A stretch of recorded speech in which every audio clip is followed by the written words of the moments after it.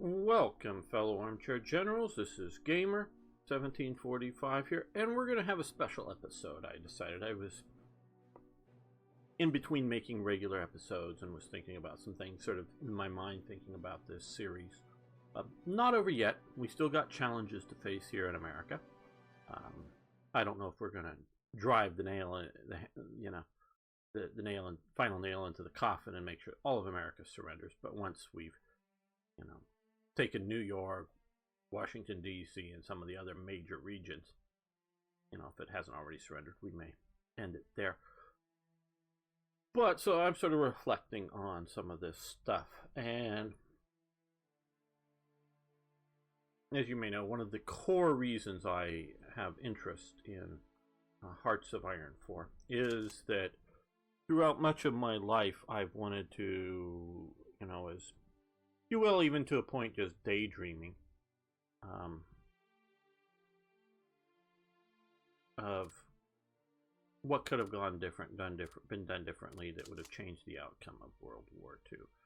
So I've, done that, and when I say daydreaming, just sort of various moments in your life when you don't have anything else to do and you're sort of waiting for someone or something and that kind of thing. And so this is why one of the major reasons I love Hearts of Iron, because it is on, well, down here, this scale, worldwide. It isn't just how well we fought, the East Front battles, and you can make really good war games that simulate the realities of a particular front very well. And that's what they do, and they're fun, and I've had played in whatever various, tactical through to, strategic East Front war games, but this is everywhere. And so this is like very different to Strategic Command World War II War in Europe, because again it's focusing on the war in Europe and not the whole world. So now, of course, we can say, I think clearly, that the mere fact that you can, at whatever difficulty level you choose, whether it's super difficult or super easy, it doesn't mean that this is an accurate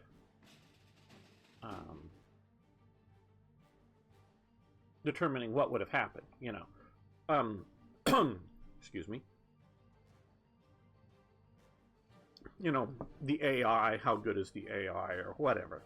So we have, I'm not saying just because I've obviously defeated, all of Germany's crucial enemies that Germany could have, that's it's not a, I don't even know how to say it, not a foregone conclusion, not even a very good, I'm more and more thinking that, yeah, it would have been better to just take Switzerland, because Italy has been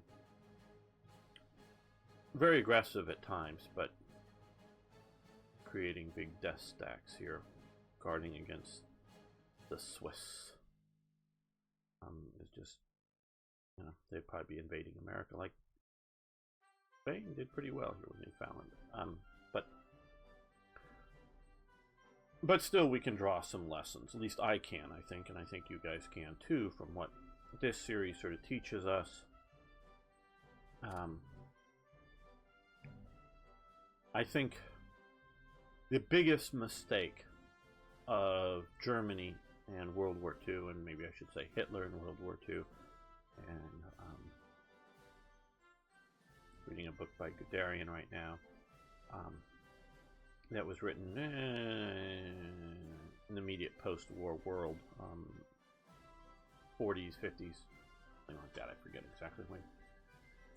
And as part of that, he was wanting to place some of the blame on some of the decisions, very much on Hitler, as well as others. And I think that part of what he's doing there is making sure at that time it's not revisionist history, saying that, well, it was all these other generals that made this, X mistake, And, the great Führer isn't to be blamed for it. He was let down by his people. He was in the room with the meeting. I won't go into the details of the particular one, in which there were several of the major chiefs of the general staff, and Guderian was arguing one position, and basically all the rest were arguing different ones. And, Hitler sort of then, according to him, looks at Hitler, or looks at Guderian with sort of a what was his term? A regretful face, I think it was, and go, well, since they're all against it, doing that, I guess I am, or I got it, I got to too. So had all the other generals been enthusiastic for Guderian's suggestion, Hitler would have gone along with it, but it's still Hitler's responsibility. It was Hitler's responsibility that went with von Manstein's plan over the German General Staff's plan for the invasion of France. Now, it was von Manstein's brilliant plan, but it was Hitler's perception enough to see that, hey, this could really work and be really different. He wasn't any sort of general to come up with that plan, but at least he recognized it and overruled the General Staff to get that plan done. So this, and so he wanted to very much say that the blame is as much Hitler's as anybody else's that was in a decision-making element at that time. So when I say Germany and Hitler, it's both the same thing because he pushed it. Clearly, the biggest mistake of World War II, for their perspective, is the invasion of the Soviet Union in 1941. There is, other than, I guess, if you will say, starting the war in the first place. Okay, we have to, that was the biggest mistake, I guess we have to say, because it was going to be a small training war against Poland, and the only perceived by Hitler threat to that being a small training war against Poland was the Soviet Union, and he got the Soviet Union's agreement. He thought even the guarantees that Britain particularly had given to Poland were worthless. So this was a political decision, not a military decision, because he wasn't in 39 going, oh, I'm going to take on the world, and I'm going to take, America and the Soviet Union and Britain all at once. That wasn't his decision in 39. In fact, it was the exact opposite decision, political decision, that he made in 39, because in 39 he specifically had the Ribbentrop-Molotov Pact so that he wasn't taking on the Soviet Union by starting a war with Poland. And he very much saw the American isolationism. Now, of course, it wasn't America First, hadn't even started as an organization, the anti-involvement in the war organization, because the war hadn't started yet. But, and he really didn't believe France and Britain were going to go to the war over Poland. So that is shall we say, a political decision. And his perceived decision was not to start a world war. If he at all, and I from various sources at different times before the war, in 37 and 38, that he's talking like in 42, or give or take a year from that, is when he's in his planning session with the very top of the German military, the Navy and the Army in particular, those two. That's, the planning goals, when are we going to have the tanks ready? Not the training tanks of Panzer 1s or Panzer 2s, but real tanks in volumes. When are we going to, we're going to have them ready, for 42, or when are we going to have our surface fleet and our sub fleet? That's for 42 kind of thing. And I'm just using that year because sometimes sort of 43 is said, and I don't know if anyone ever is really saying 41 in any of their memoirs, but 42 is a good example year for that. That's very much because he knew that his goals and expansionism as well as, I believe,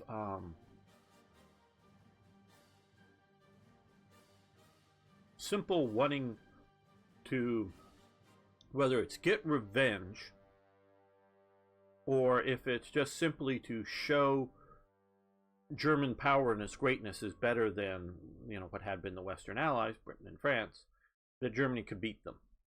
I don't know how much it is, revenge versus just, hey, look, we lost that time, sure, but we can kick your asses. Not that he wanted to. I mean, revenge would be, I want to destroy Paris.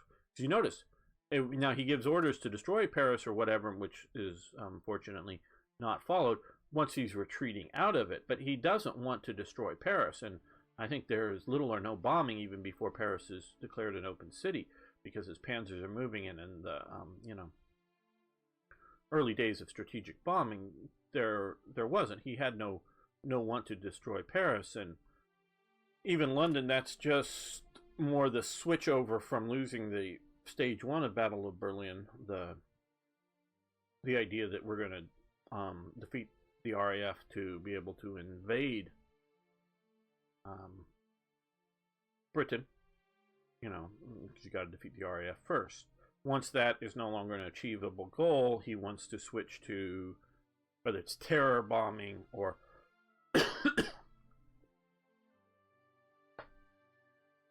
excuse me about that, terror bombing or industrial bombing, because those are two different things that may be the same basic action but have different goals.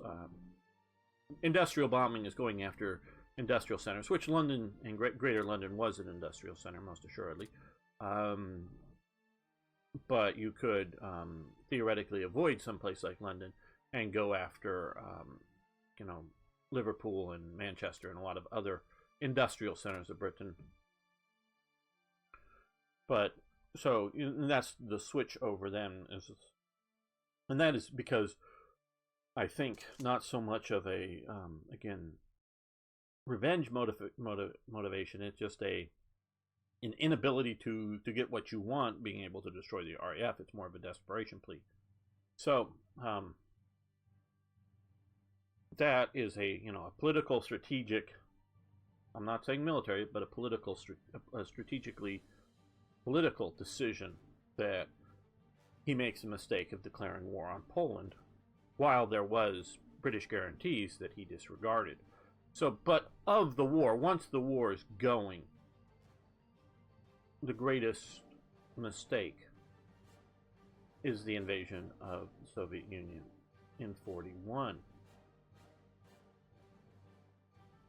Now, this isn't about the conduct of the campaign, because I've had discussions in my lifetime with some people that were fairly well read, and some of them at that time were much more well read than I was at the time, and some of them are maybe just read a book or two and watched a few documentaries, so had some ideas but weren't experts, and we've talked about the conduct of the 41 Barbarossa campaign, and I'm sorry, my voice is sort of breaking up here a bit.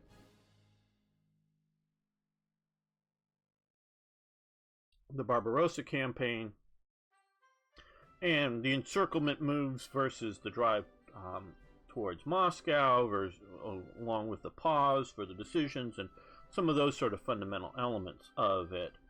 And those are all real and significant things, but to my mind, as I've looked at, including with Hearts of Iron 4, but also other elements,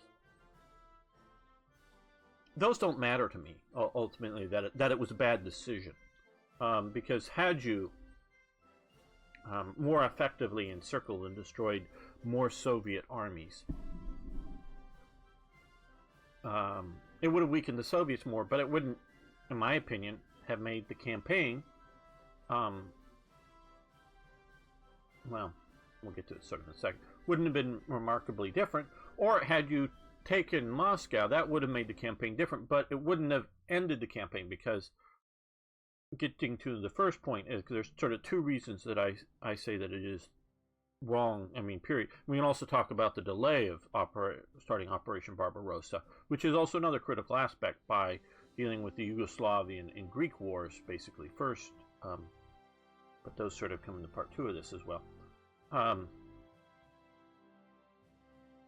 So those elements do affect 41, but I don't think had you fully achieved either greater destruction of Soviet armies that were in the western parts of Russia, or the taking of strategic cities or other industrial or locations, such as actually taking Leningrad, which does change things, because instead of an army that you're sort of surrounding it and trying to cut it off, you're moving the army to face, the front of the enemy, so it's more efficient use of troops, period, on that factor. And where's Moscow? Here.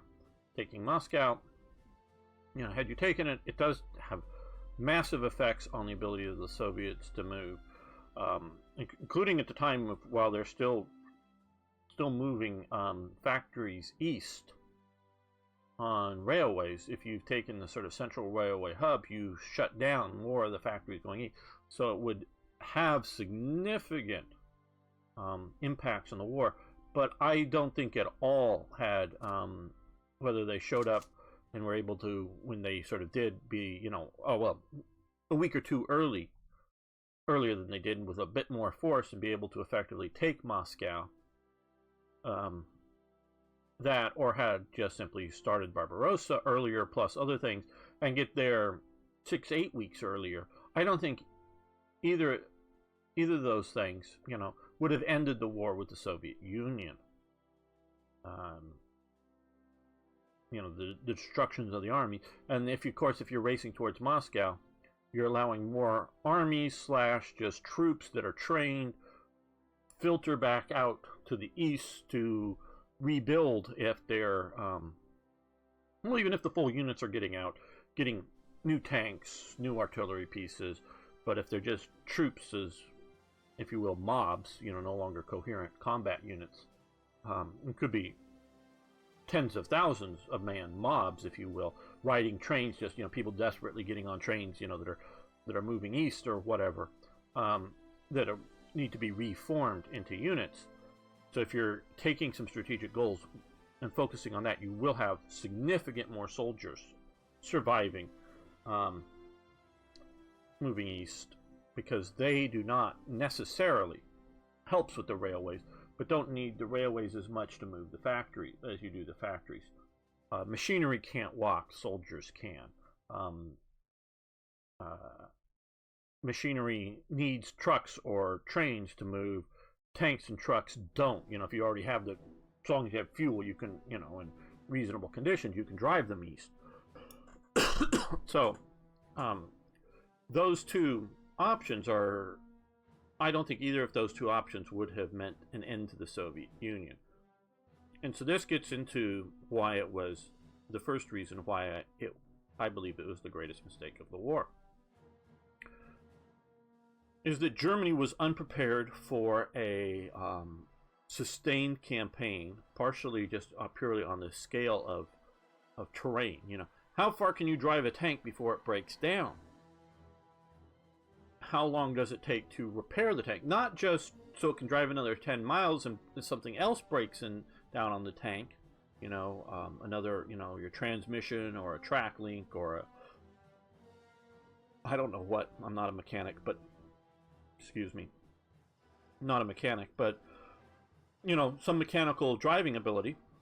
And there was massive amount of attrition of tanks breaking down on the drive east. At sometimes, I believe, somebody like Django, who's reading some books on this stuff more recently than I have, though his first ones were on sort of the more setup of it, could probably chime in here. But some of the stuff I read, I would say a third to somewhere between a third and 2/3 of tanks of a particular pick X division moving east have lost tanks due simply to mechanical failure of ultimately too many miles on them moving east. Now that doesn't mean the tanks are, tank doesn't work, we're leaving it here to be abandoned, or it doesn't mean that, oh, it's no longer a functional, it's no longer a tank that's worth keeping, or it's not equaling to a destroyed tank and a destroyed tank crew. It just means that, oh, the tank crew's stuck with the tank until they can get it to a towed in some way, or get a repair crew to it, or getting it towed to a repair field depot to get these things looked after. And so if nearly half of your tank force of a division is not functional just because of movement, means that your division at that day is is only half as strong as it could or should be. Now, of course, they were also taking combat losses, tanks being, damaged or destroyed by enemy action. I'm just talking about simply miles on the tank doing it. So part of it is the scale of the distance, and that's a real element to it. Now, how far you can drive a tank before you need to do major overhaul and repairs. But that also holds true for trucks, especially trucks that aren't driving on a nice autobahn. And how far you can walk troops and all of that. That is part of the scale that I'm talking about. But also I'm talking about the scale of the combat/war itself, meaning the numbers of men, the numbers of artillery pieces, the numbers of aircraft, and so that you could still have the same basic scale of the size of the armies and make it sort of in this contained area versus, this sort of great contain, when we're talking, because down here in Stalingrad, and you're putting troops into the Caucasus and you're still having troops up here, that's a big, huge area. But you could still have all those troops fighting in this area. And that is, when I'm talking the scale of the war, not necessarily in terrain, but in the number of tanks needed to face off against the enemy, tank production, that kind of stuff. Germany just wasn't prepared in 41 for the scale of the war. And this sort of gets into my point is that had they either more completely destroyed the armies in the western part of the Soviet Union, or taken more strategic points, they were incapable of exploiting that. And also the scale, but the terrain, they didn't have proper winter clothing pre-prepared. They may say, oh, well, they thought the war was going to be over. It doesn't matter whether they thought the war was going to be over. They needed a certain amount of occupation troops. Sure, troops can go huddle in and cut down trees, because lots of trees in the Soviet Union, and make winter-proof huts and have fires to keep you warm with sort of Northern European summer clothing, which includes a jacket and stuff. It's not the way we dress in Southern California with t-shirts and a short. But, Northern European summer clothing, you can survive if you have the right kind of housing. But to do that, it means the cessation of all operations. And that your limited guy who can go out and freeze for 30 minutes before getting frostbite, doing guard duty and then swap out, maybe keeps you from being surprised by an enemy attack.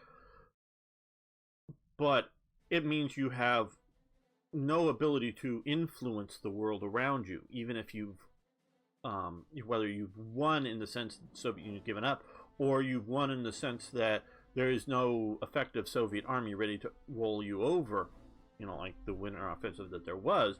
But had you got to the point, you still need to sort of occupy the terrain. You need to be able to get out and drive around and move around and be present in it. And that you need winter clothing. So because they didn't prepare for that,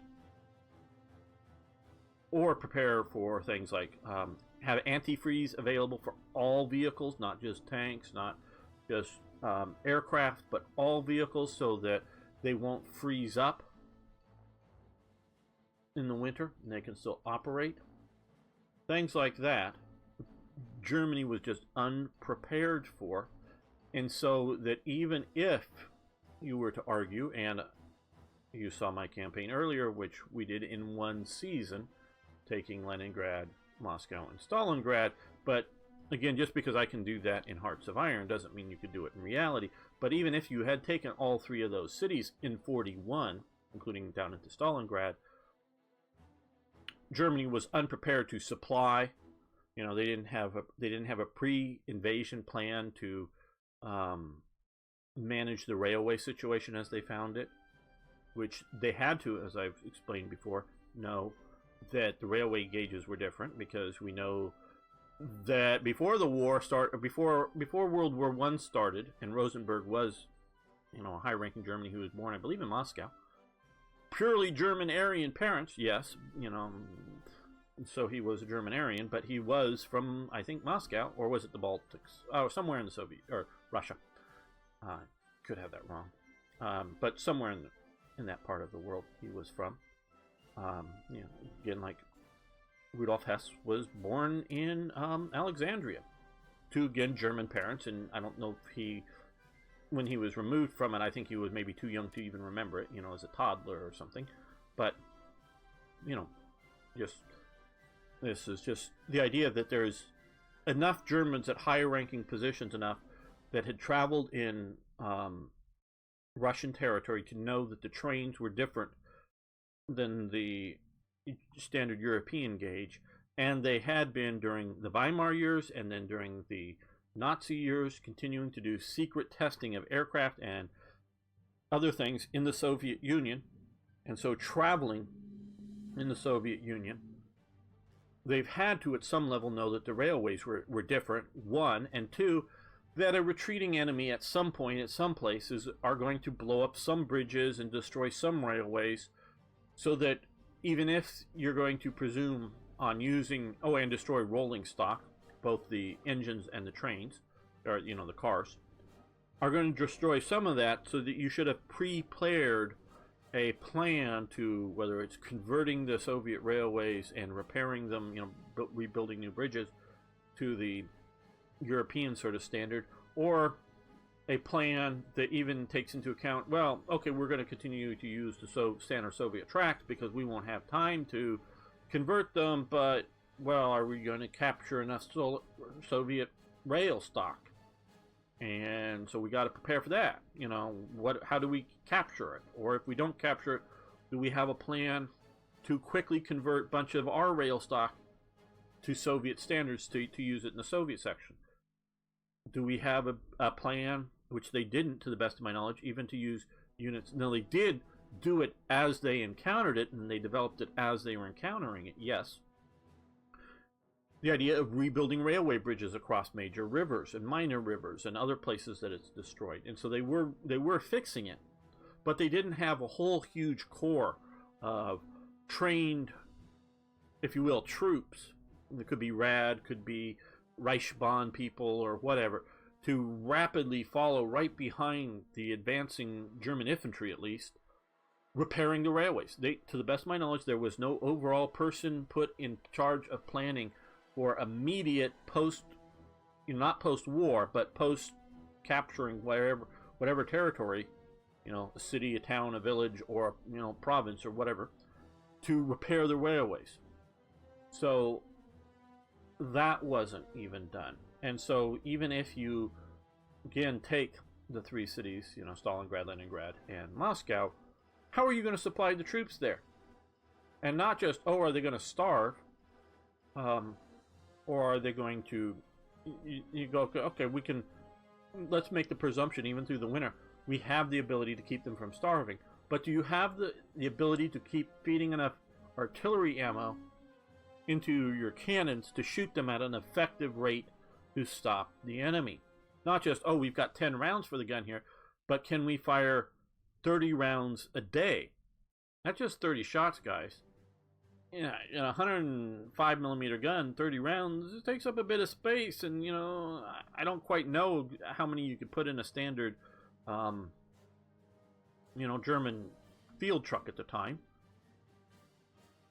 You know, because you have both volume and weight, but how how many you could put in there, but you know, if you've got 10 or you've got 10 guns and you're going to shoot 30 rounds, only 30 rounds a day, that's 300 rounds. You know, how many trucks are you going to be moving around for how many divisions just to get ammo from wherever the factory is here, across whatever railways that, you know, through Germany, across whatever captured systems. You know, this, I'm presuming that the Soviet Union, which I think is very valid, would not have surrendered with the fall of Moscow if this. They would have continued to try to hold on, you know, just simply out of range of enemy attacks, just not given up. But how are you going to, you know, get ammunition in an effective way to Stalingrad in 41 or through the winter of 41 into 42? So to me, it doesn't matter how successful in 41 the army would have been in the combat field. They were unprepared to continue the war. So that is a fundamental flaw in Germany with its going to war against the Soviet Union. So, and especially when we look at 1943 and 1942 under Speer, and Speer getting the German military economy going. Now, some of the stuff, especially by 1944, you're talking extreme levels of mobilization for production of war materials. And I say extreme because that's my understanding of it, is that it was extreme in the sense of shutting down all non-essential production and focusing on essential war production. You can't sustain that forever. It just, because people need clothing, and you know, you don't need a lot of civil luxuries, but if you're not supporting a civil economy at all, society breaks down at some point. But now you can support it for a year or two. I'm not saying, you know, during a war it can't be done or shouldn't be done. It's just you can't support it forever.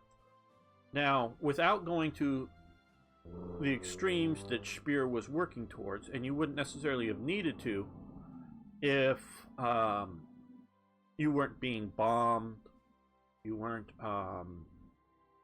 producing artillery to both expand your army as well as replace combat losses of artillery or of tanks or of aircraft. If you're just simply building and stockpiling, if you will, or just not stockpiling but expanding by more units, whether they be more fighter squadrons or more submarines without any submarine losses because you're not at war, you're expanding. So you don't need to go to extreme Speer or extreme Soviets, because I don't know how effective the Soviets were, but they were goddamn effective enough that they were out producing them, the Germans, in tanks. So they may not have been as efficient as Speer was moving towards the amount of industry, but they were being very efficient in the sense that they were producing enough. They were producing a hell of a lot. So you don't need to go to complete austerity while you're preparing, but we see that Germany could have achieved a significant level of military production before the war, during the war, but I'm talking about before you're opening up another war with the Soviet Union. You could have radically improved the level of production for Germany, as well as an effect of that, meaning you would have much better equipped units to starting the war. So the scale could have been, I believe, achieved by Germany, but was not. They were not prepared for the scale of the war at the start. And if you look again at like 43, particularly the scales of production, the finally the attempts putting Guderian in charge of the armored forces and trying to really rebuild an army that was going to be able to fight the Soviets, and it just continuous failures of top command decisions, like the idea of wanting to fight the Battle of Kursk in the way that they did, as well as because that's a choice. They chose to go on an offensive into the Kursk situation. They could have retreated back. You You can do seesaw battles and rush back, but Hitler refused to do any of that stuff. So you have bad choices along with continuing losses, like in North Africa and Sicily and other places in which there were large formations that were destroyed. Stalingrad, large formations destroyed. So things that were happening to you that even in 43, once they were starting to get things going on the production and training side in an effective way, the war didn't give them the conditions to really change the German armed forces enough to take advantage of that for a victory. So Germany was just entirely unprepared for the scale of the war with the Soviet Union. So even in isolation, I don't think, meaning if it was just purely a German-Soviet war, meaning no British at war, no Americans, nobody else, just at that date, if there was some sort of armistice signed everywhere else, that going to war with the Soviets, Germany was unprepared. The other element, because there's two elements to this, and I know this is long and probably half the people have already gone on to something else, that's why it's a special episode. The other element that in 41 that clearly in my mind shows that they should not have started a war with the Soviet Union. Oh, and talking about this, and a few people have asked, no, I do not believe the Soviet Union in 41 was preparing for an imminent invasion of Germany. Now, stating that, well, as conditions were in 41 at the time, and that's sort of the caveat to it. The Soviets were preparing various defensive lines. Some of them were being moved forward because of, 1940 and taking, because I know it happened in 39, but basically 1940 is, once the winter is over is when it really starts to take effect. Occupying Poland and coming in and getting the Baltic states, moving your sort of defensive forward, which means tearing up, because you may leave the big, massive tank ditches when you move forward, but you're going to pick up the machine guns and the artillery pieces and fixed fortifications and move them to new fixed fortifications. So when you're building new defensive lines, so they were doing new defensive lines, but also they were dealing with the post Finnish debacle of destruction and trying to reorganize their army in 41. So I don't believe that they were in any imminent plans of invading Germany if conditions remained as they historically were. Now, I think because we can see that Stalin was quite prepared to launch ill-advised invasions, including, or particularly, we can see the Finnish invasion. Now, the army at least did learn some lessons from Finland going bad, and they were trying to correct things. But Stalin, I think, mentally is very willing to sort of not look at the consequences, not look at the negative effects, and just order something done because he orders it done. I think that's perfectly within his makeup. So had in 41 been a massive reverse for Germany on some front, I could see the Soviet Union invading. Meaning, small Africa Corps getting defeated? Nah, that ain't gonna do it. Britain taking North Africa? Nah, that ain't gonna do it, because that's mostly the Italians, We're just talking only the defeat of the Africa Corps as part of that. But had Germany invaded Britain, and that invasion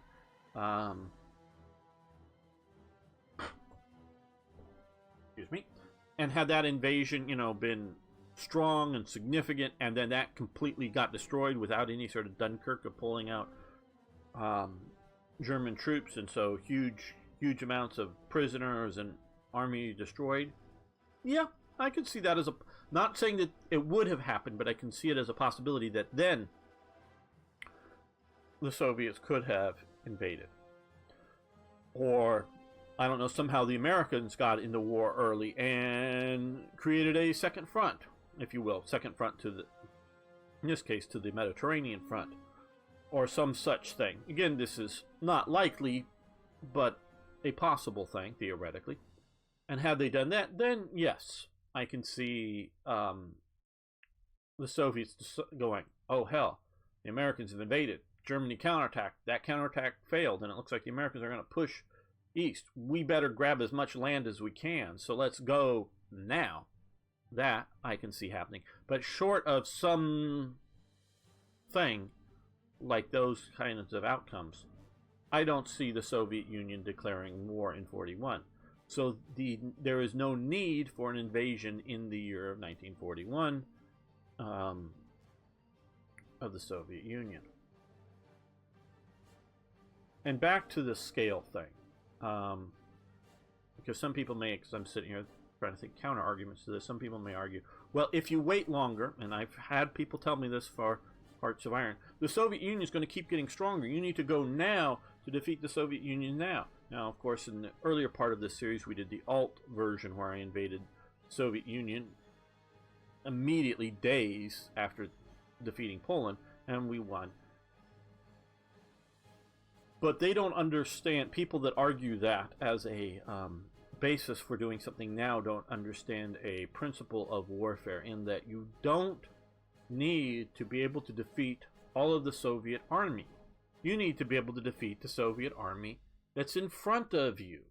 So if you have 10 Soviet armies sitting over here, and I'm talking armies as in not just, you know, as a scale of organization, and you have 3 Soviet armies here, and you can defeat those 3 Soviet armies here, well, they're going to send some more over west. Okay, we keep defeating the armies as they keep coming. If you have the scale of production, you know, not just do you have artillery, but can you only shoot 30 rounds a day, or can you shoot 500 rounds a day per gun? You know, I'm talking per gun here. You know, do you have enough artillery production and enough railway production to get the artillery shells from the factories to the fronts? You know, do you, you know, so it doesn't necessarily matter how many guns you have necessarily. It does affect things, of course, but if you can only shoot 10 rounds a day, because, you know, per gun, but if you double the number of guns, well, you can only shoot 5 rounds per day if that's all your artillery production and transportation system allows.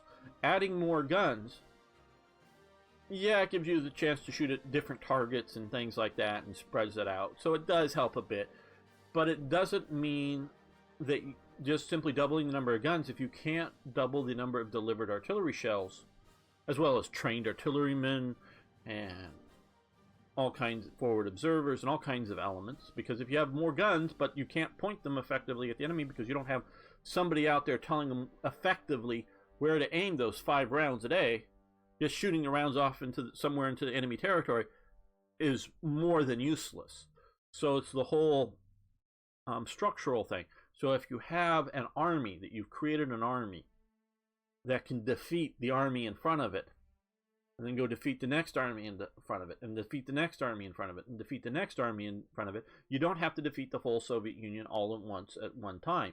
You defeat it piece by piece by piece. If you have the scale of support, training, and logistics behind you, if you will, for operations. So the mere fact that you're delaying and then saying, oh, they're going to have so many T-34s. Well, it doesn't matter if the T-34s, particularly the earlier ones, are the 2-man turret. They don't have any radios in any of the platoon tanks. It's only the company commander who has a radio. And the way they want to communicate to other tanks is either one guy just sort of holds flags out the top and sort of waves them back and waves them around in different things, or you know, how's he going to get the attention of the tank next to him to look at me right now while I'm waving the flag to tell you to turn right? If you don't have somebody looking at you right now, or, you know, get up and wave and shout and you can't hear anything, so wave flags around, how are you going to do, you know, how effective are you going to do that if you have huge numbers of T-34s, and the Germans can sit there and, we've all got radios, 2-way radios in every tank, we got all kinds of observers, we know where the enemy tanks are, so they come at us, so long as we have enough ammo, we're going to just keep blowing up the tanks. It doesn't matter. Sure, more tanks, we will lose a bit more, but we will be so much more combat effective. It doesn't matter the pure size if they're, you know, these bad T-34s that, you know, can't communicate, aren't crew comfort oriented. I mean, no tank is terribly comfortable, but are, you know, that just simply driving around them in 3 or 4 hours in a day, you're shattered. You know, if you're entirely shattered, your driver's having such a hard time driving, he can't drive anymore. You know, so the crew, and you can't rapidly, you know, you can't effectively aim your gun because it's bad sighting systems, or you're slow to reload, and you know, so if all these factors come into it, it doesn't matter that you got huge numbers of tanks. Now, Soviets corrected this over time, but that wasn't the, and they weren't, but they're not going to correct it. And this is why one thing I will shout out to Hearts of Iron 4 with their needing to gain army experience to modify units. I like some of that. I don't, the way it's implemented right now, I have some problems with, but those are minor things. But the idea that armies don't change until they need to, that's sort of a fundamental thing, and I can go into more on that later. They normally change only when they need to, and only when they know they need to is when combat isn't going well for them and they're learning stuff in combat. It's not because when they normally go train, they get better at doing what they know or what they think they should do.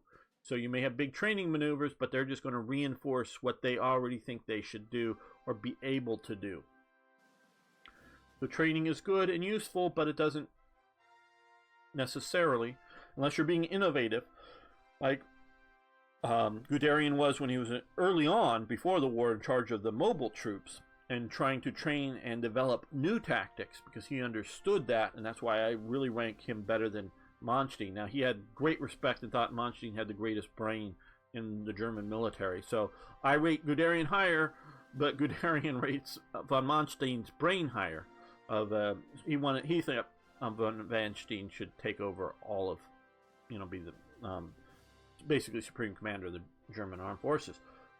And that's a different thing, but than being a brilliant field commander, though Manstein was that too. But the reason I sort of again rate Guderian higher is because he was, in my opinion, the person at the center of developing the new combined arms strategy for Germany. I'm sure he took advice, input, theories, ideas from members of his staff and other German officers. I'm sure he did that, and I'm sure he was reading Little Hart and J.F.C. Fuller, and I don't even know, he may have even read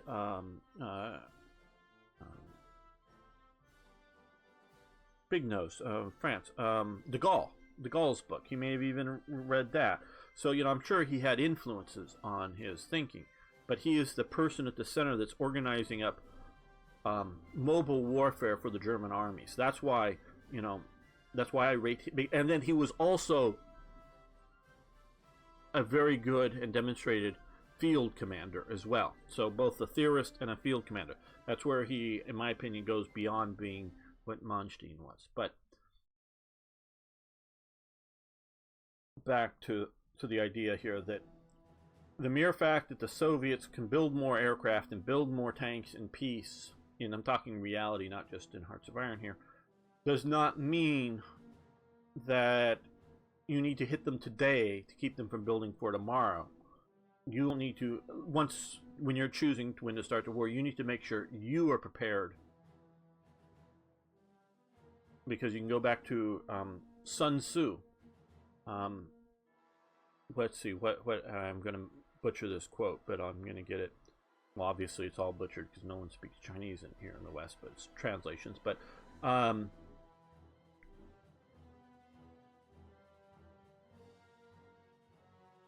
know yourself.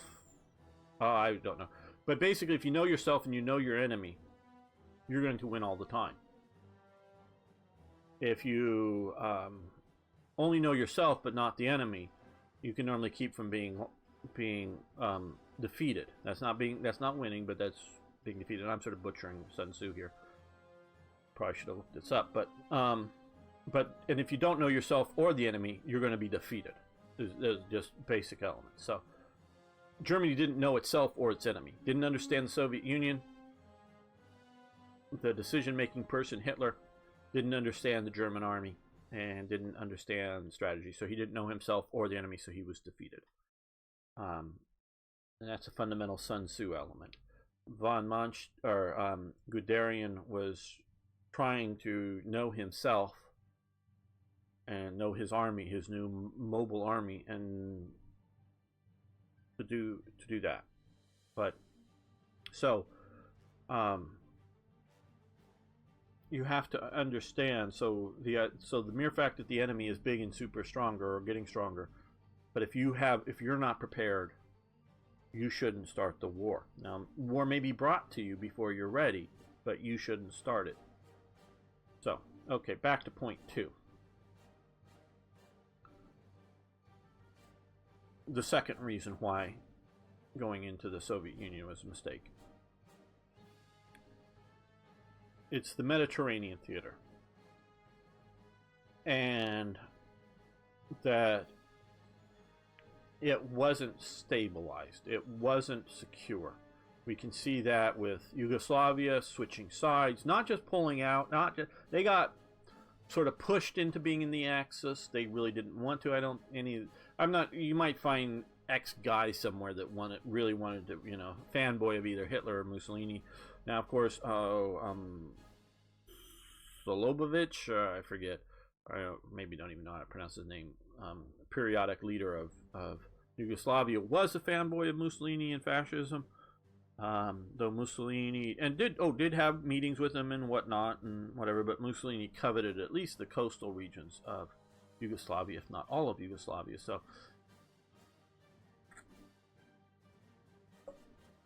he wanted to be an ally of Mussolini at least, but that doesn't mean doesn't necessarily mean that he wants to go to war with France or wants to go to war with the Soviet Union. It just means he wants to be a good buddy of fascist Mussolini. But he, and that's not the king, that's the prime minister or whatever. But so that there may be a few people that really wanted to be on board with being in the Axis in the war. But most of the Yugoslavs didn't want to be in the war, including a lot of, I think, the fascist types. They, hey, yeah, sure, go off, and because this is before they invade the Soviet Union. Sure, go off, and to a point is Yugoslavia. We don't have any problem with England. Okay, they're not fascist, true, but we don't have a problem with England. So yeah, you want to fight England, okay, but why do we need to be in there? They got bullied to be coming into the Axis, and then there was the counter coup, so that destabilized Britain. Or before that, Mussolini launches an attack into Greece to rebuild again, and Greece was another country wanting to be friendly with the Axis, though also had a very long tradition from its independence of Turkey, being friendly with Britain, including out here in, well, I guess maybe up here is Corfu, briefly sort of British territory. Corfu was the only part of Greece that was never part of the Ottoman Empire, Corfu. That's why Corfu Greek culture is different than the rest of Greek culture. It is probably, if anything, closer to what ancient Greece was. Again, because it was not occupied or contaminated, or however you want to say, by Islamic conquest. I'm sure it has. I'm sure it's not, the culture, of Zeus and whatnot. It's Christianized, but it's a Western looking, and because it was part of the Venetian Empire until the Napoleonic Wars, and then as that was falling apart, briefly under Napoleon's empire, and then under British Empire control and sort of independent. And so Greece has a long pro-British standpoint, if you will, but they also wanted to be friendly with fascist Mussolini, but Mussolini wanted Greece to rebuild his Roman Empire. So this wasn't, and so then Britain, somewhat wisely, somewhat unwisely, and we can discuss good and bad points about intervention in there. I think ultimately the intervention, especially while you're looking at things, was a good thing, though you need to pull out once things started to fall apart, most assuredly. So the Mediterranean front was not stabilized. Now, And there was, because of the times of when they're sending Rommel down to North Africa, because of the situation, there was no realistic hope of immediate stabilization in short order. I don't think anyone objectively looking at Italy in mid-41 that says, oh, well, one more sea battle or just one more defeat the British Army at Tobruk or wherever, and then all of the Mediterranean is now poof in our hands. It might have been lead to the next victory that would lead to the next victory that could lead to the next victory that could lead, but there was nowhere in any short order of stabilizing the Mediterranean front. Now this comes down to something and I'm so happy that I have such an international audience, because I love talking to all of you, and I love, especially when you're on, I'd love to have you all talk at me below, on messages or on postings below this video. So please post questions, comments, suggestions, ideas, and all those things. Corrections where I get details wrong, please do. Love talking to you there, but also love talking to you on Twitch when sort of in a little bit more back and forth live manner. And so, but this sort of yeah, it's straight up. This is a criticism of a lot, not of you as an individual, because maybe you as an individual don't have these blinders, but on the military thinkings of your nations and your cultures and your peoples. A lot of, and this again goes back to, militaries don't change until they have to. That is a fundamental aspect of militaries. Normally, and this like, oh, well, France sort of kind of updated its technology as time went on. Newer fighters, newer tanks from the end of World War I, though they were still using huge amounts of FT-17 tanks, and the new light tanks that they were building and planning on building. They specifically wanted the gun to be the same gun as the FT-17.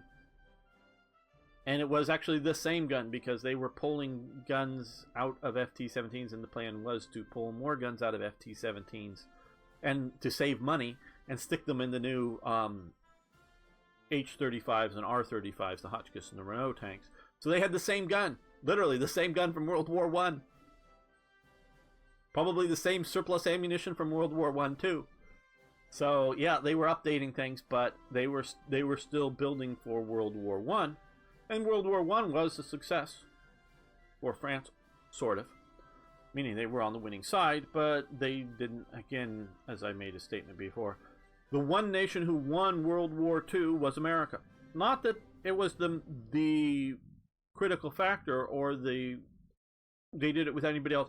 I'm saying, no, the British, the Soviets, the Australians, they survived the war. Now they may have, and like China, they survived the war. They may have had, particularly like in China, 10 times the death and fought super hard. And I know I have some Chinese viewers. This is not saying that Chinese didn't contribute to the war. They did. But they survived the war. They didn't win the war. It's like, hey, now that we won, we are so much stronger than the start of the war. They weren't. They were much, much weaker. We see Chiang Kai-shek falling to the communists in short order after the war. And China did not march into Tokyo. So China did not win World War II. China survived World War II. China fought hard in World War II. China paid a very high price of being in the war. And this is not to degrade China or Britain or the Soviet. Because I know Mikhail and other good Russian viewers, that not that you didn't contribute more blood and deaths to fighting off the evils. That's not what I'm talking about. I'm talking about the one nation. We can sort of say Canada, they improved their shipping industry and whatever, but really the one big nation that really sort of was super much better at the end of the war than at the start of the war was America. We lost a lot of lives. Again, not as much as many of you other nations out there, but we lost a lot of lives. But we didn't have a lost generation in the sense that, much of Europe had a lost generation, well, for World War II, but also World War I. You know, so many young men went out and died that could have been professors or scientists or researchers or whatever. So you have that lost generation in World War I. America did not have a lost generation after World War II. I'm sure that some guy who either died at Pearl Harbor or died on the last day of the war could have cured cancer or something, or made a discovery that could have led to the curing of cancer. So yeah, there's something that could have been better from the world because if somebody may have not died in World War II and from America. But ultimately it wasn't a lost generation. So America is the only winner of World War II on that front, in that way. That's how I use the term. But, and so France, again, America, I don't know so much of a winner in World War I, but France is a survivor and on the victorious side in World War I.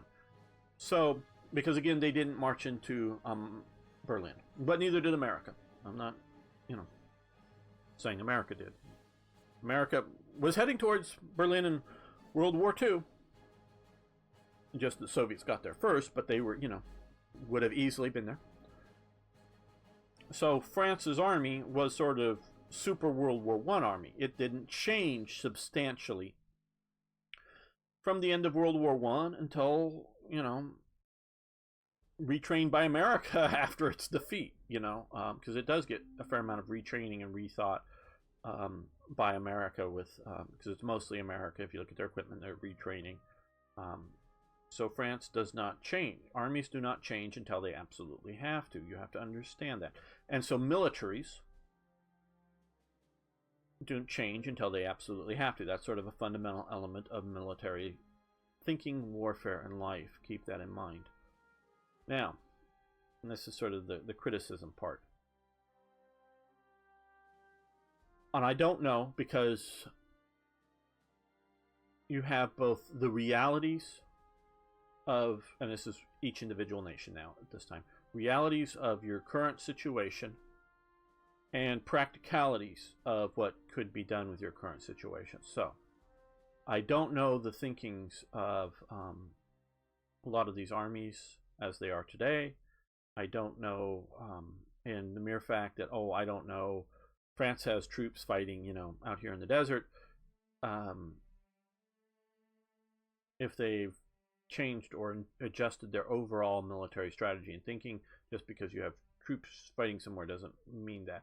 But most, and this could come over all superiority on my part or on America's and Britain's part, but most nations' militaries, I'm using the term militaries, which include, when you say that, includes naval and air. It's not just armies. I'm talking militaries, military thinkers, your defense ministers or your war ministers or whatever you're talking about, don't understand a fundamental element of strategic warfare.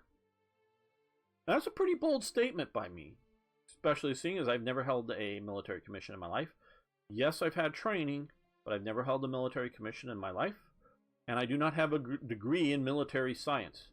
Did take courses through an ROTC in military science, that's what it was called. But I don't have a specific degree in it. I only have a history minor.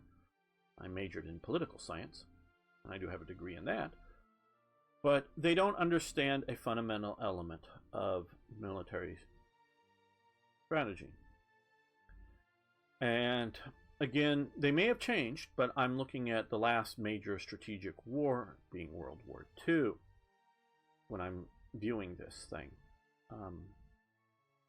The Soviets, in some way, maybe have come around to some of it, but I don't know if that has been retained by the current Russian military. And this comes out of the basic military strategic thinking of Alfred Thayer Mahan. This comes from, which I don't talk about a whole lot, my naval training. I do have some of that as well. And that sort of introduced me to this. And his book, The Influence of Sea Power Upon History, main focus dates are 1660 to 1805. And this gets into a fundamental element here with the invasion of the Soviet Union. And this is why I bring this up.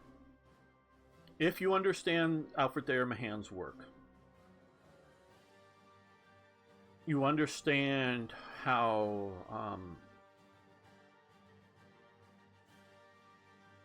you understand the fundamentals of how wars and battles are won and lost. Now, if you're going to have a war between Bohemia, and I'm using this term for, this part of Czechoslovakia, and Bavaria, which is what, sort of over here, sort of without seeing on the map, but a lot of you played EU.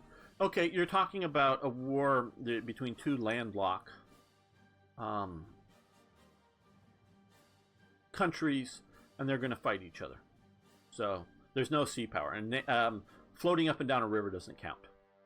Though the British did teach them a little something about that too. But so the idea, so that doesn't come into this element of it. And so sometimes, this is something that I doubt the Swiss know or understand in a military sense, because they don't have an ocean and have never thought of even fighting along an ocean. So we can look at modern day Germany. For so long had been divided in two, was occupied by the Soviets, by the British, by the French, by the Americans. So they were an occupied country. They weren't independent. They couldn't do what they wanted to do. Oh, yeah, at some point I'm sure that, in the 70s or something, if Germany wanted to rise up against their occupiers in the West, Western Germany could have thrown them out. But they were faced by their secondary enemy, being the Soviet Union, enough that, and they thought their occupiers, they were sort of cool occupiers. Hey, if we're going to be occupied, sort of be occupied by the Americans and the British. French didn't really count, so, get British Beatles rock and roll and American, I don't know, apple pie or chewing gum or Elvis Presley rock and roll too. So being occupied by the Americans, trust me, a lot of countries, you should like being occupied by the Americans. Again, this may come off as an arrogant American asshole statement, and it might be, but if you look at the countries that we've occupied and how it's doing, Japan didn't do so bad by American occupation. It's still Japan. It's still, and I've studied the culture of Japan. It's still Japanese culture. It's been influenced by America, going all the way back to Perry and his fleet that sort of forced Japan opened up. And it wasn't occupation. They just sat off the shores in fleets and threatened to bombard places.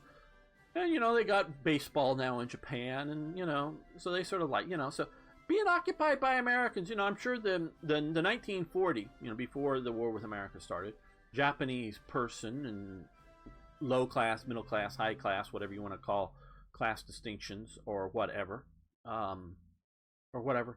probably would have, because they didn't have, especially the upper class, didn't understand the idea of losing a war, and, okay, well, we're going to be, it was, traumatic on them. But I bet you, if you really, got past of whatever modern nationalistic Japanese type thought might have, being defeated by the Americans, not saying that, they wanted the deaths in combat, not saying they wanted their cities bombed to hell and a couple of nukes hit on them. I'm not saying any of that part, because that happened because you started a war with us. But I'm not talking about that, but I'm just talking about the occupation part after the war. Probably wasn't really pretty bad, and it probably made your country a better country, Japan.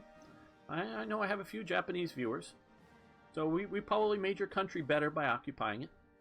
You may disagree with me, and I'm not saying everything we did was right or good, and you can maybe pull out some real injustice that America has played to your country, or so this is not America's perfect, but, for occupying countries, trust me, America does pretty well. And I know you can look at a map, I saved a copy of it, countries that, in each country, what country that the populace there thinks is the most threat to world peace.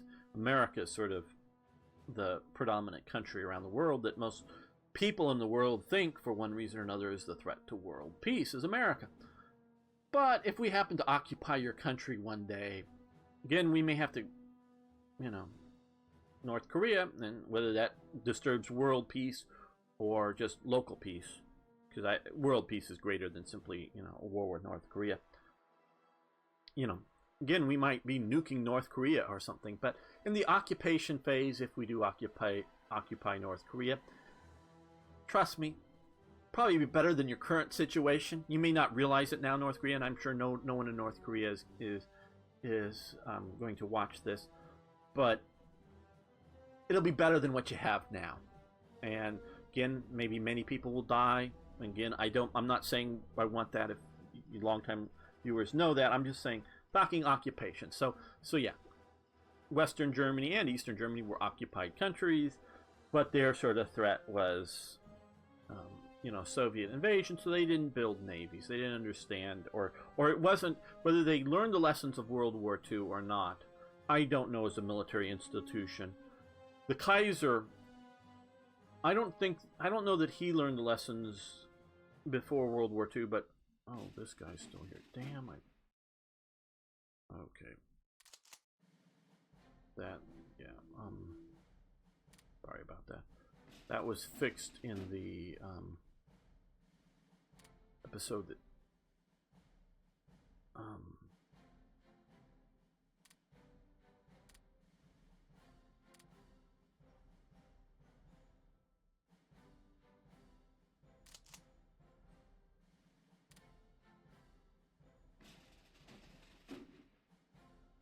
that died on me afterwards in rebase. Oh well, been missing good division for some time there. So I don't know that they learned this lesson, but this lesson, I've talked about Alfred Thayer Mahanan. He wrote about it in the 19th century. And to a point, it's the lesson of Napoleon. And this again gets to this Russian question. Napoleon's Grande Armée, the Grande Armée, I think I'm saying it decently right for an Anglo person, was put together, formed, whatever, for the invasion of Britain. Basically the point that he realizes he can't get to Britain, he then goes east with this wonderful army. And the army itself that he built, and I've read a lot about Napoleonic Wars and stuff, was probably ready for the invasion of Russia. Unlike we talked about Germany being unready for it. It was ready for it. What was unready was the military commander of that army, Napoleon. He had, because of his experience, when you take a nation's capital, then the opposing nation needs to defeat your army. You look at the Austrians, at times they let their capital be taken, of Vienna, but they were moving to destroy Napoleon's army, so that they were maneuvering. So they weren't just going, "Oh, you have our capital, big deal, no one cares." No, he thought the capital, you get the capital or some other strategic primary places as well, you've won the war. That's the way Napoleon saw warfare. Napoleon has his military limitations. We can go into some more of that some other time. I wish I was playing more Napoleonic games so we could talk about Napoleon a bit more. Definitely understood a lot about warfare. But so his army was of an army that would, in my opinion, easily destroy Russian armies that it faced. The problem was, for his invasion of Russia, gets down to part of it is the scale of terrain and the ability of the enemy to functionally just keep retreating. Yeah, they fought in Borodino. The Russians lost. It was still costly for Napoleon, but he won. But he got to Moscow, and it was a hollow victory of capturing the capital. And it got lit on fire and didn't do well. The other two armies, the one moving up to here, which had a lot of Spanish troops in it, oh, that Spain had gone to war with them, so now you have enemy troops that are your troops that really want to go back and fight the enemy, but they're sort of trapped in terrain, so they have to sort of be loyal until the British can come and actually get their former enemies and get them out by sea. Part of the cue to this whole problem. And the sort of Southern Army, whatever, don't know much about it, but was sort of piddling around here. And there was no effectively, you know, sink their battleship or take 3 cities, Petersburg, Moscow, and, well, of course, there wasn't a Stalingrad. Oh, I don't know, you know, Rostov-on-Don or something. And you take these 3 cities and, you know, you win the prize of winning the country and the war's over. So Napoleon kept pushing without an understanding of that. Because had he had understanding of that, and he did understand maneuver warfare, he did understand of coordinating of armies and destroying the enemy's army. What he should have understood, that it doesn't matter how deep you push into the Soviet, and I'm trying to very much keep my language correct, however deep you put into Russia, it wasn't the Soviet Union then, of course, in the Napoleonic sense, it doesn't win you the war. You need to destroy and trap the enemy army. So march in here doesn't win you. You need to hit their army. So you need to be able to retreat back out to get to secure places of supply. So had you pushed in and then looked at the, okay, it takes us 20 days to march back to the Berezina here, or the Dnieper or something like here, and we can supply to here, or the Daugava River, because we can supply up here, or whatever, you know, wherever it is we can supply. We've got 20 days to get, it takes us from wherever we are, so we've got to, before winter sets in, we've got to, 20 days before that, we've got to be able to march back. He didn't have the idea of the idea that you've got to be able to have pre-prepared, secure winter quarters with food for your army prepared. Had he done that, his army was of a scale to continue to fight in Russia. Meaning multiple campaigns during season, so that, oh, well, we're going to have a campaign to take the Baltic states, in essence, you know, away from Russia. Okay. And we're having guys, part of the army, building, you know, winter fortifications, winter places, and bringing in food up for the winter. So once we get sort of near winter, we're going to maybe have to make one hard march, and, you know, so 5 days, 10 days, no food, army, but you're just going to have to march, and all the horses are just going to have to go without food. But once we get back to these fortified positions, there's going to be plenty of hay and oats for the horses, and there's going to be plenty of food for the soldiers, and so you're going to be able to hang out for all winter. Had he done that kind of stuff, that army could have kept moving around, strategically taking down chunks of Russia and defeating Russia in bite-sized pieces. How big are the bites? Well, the size of the armies and the strategic ability to do that, and put lighter garrisons over areas that you can control, and that kind of thing. He could have done that. He had that. His army was, in my opinion, was capable of that. The other, but the lesson that he did sort of learn, I think it was Napoleon that said something along the lines, again in French, but wherever you can float something, the British rule, or words to that effect.